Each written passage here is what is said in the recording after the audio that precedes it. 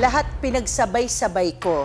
Umibig, nagpalaki ng anak, nasaktan, pa bangon dapa, ngayon bangon na bangon. Sobrang hirap nun dahil kailangan kong mamili. Pero bakit ko maipipilit ang isang sitwasyon na pakikisama na alam kong hindi na pwede, hindi na masaya. Kaibigan, dito ako harap sa inyo, maharap humihingi ng taos-puso na sorry. Walay ka na naman, diba? Hindi madali yon. At walang magkakagusto na gano'n ang maging buhay. Na maya't maya nasasaktan ka. Simpleng hindi pagkakaunawaan, and siguro may halo na rin siguro yung pagod. Kumbaga tao lang din siguro ako, sir. Kumbaga baka napuno lang din siguro ako.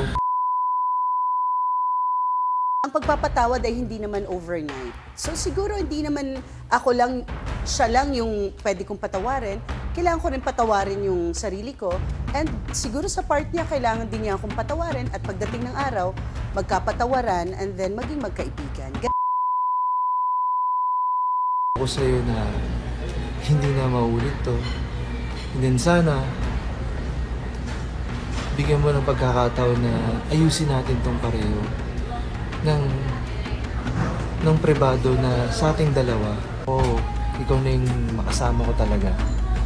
Alam mo yan na may plano tayo na bumuo ng pamilya. Tuparin natin yan. Nagmamakawa ako sa'yo. Sana ayusin natin to. Diyan, pinapatawad na kita. Yung pagmamahal ko, syempre nandito pa din, mahal pa din kita. Pero syempre, hindi naman pwedeng love lang yung papairali natin. Pwedeng napuno lang siya. Paano po pag pinagbigyan ko pa po siya ng second chance? Paano pag napuno po siya ulit sa akin? Gagawin niya ulit yon, mas grabe pa. Ano pong kasal na magaganap? O matutuloy? Hindi na po matutuloy yung mga napag-usapan namin dahil po sa nangyari.